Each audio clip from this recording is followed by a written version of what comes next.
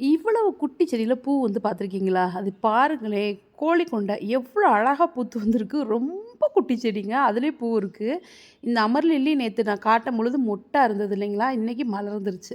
அதுவும் இப்ப பார்த்தீங்கன்னா, இந்த டைம்ல செம்மையா இருக்குங்க. அழகா சூப்பரா வந்திருந்தது. இந்த கேக்டஸ்ல பூ பூத்து அதில விதையும் வந்துடுச்சுங்க.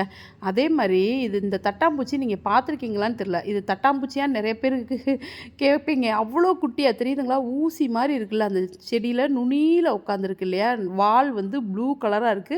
மண்டை வந்து கிரீனா இருக்கு. நடுவுல மஸ்டர்ட் கலர். என்ன ஒரு அழகு தெரியுங்களா? இந்த மாரி தட்டான்லாம் நேரா பார்த்தா தாங்க அது ரொம்ப அழகு. இந்த செடி யாருக்காவது பேர் தெரிஞ்சா கமெண்ட்ல சொல்லுங்க. இது அழகா விதைகள் விழுந்து விழுந்து முளைக்கும். அப்புறம் திரும்ப காஞ்சிருங்க. ஆனா திரும்ப ஏதாவது ஒரு சீசன்ல பார்த்தீங்கன்னா, எங்கனையாவது இந்த செடி முளைச்சு வந்திருக்கும்.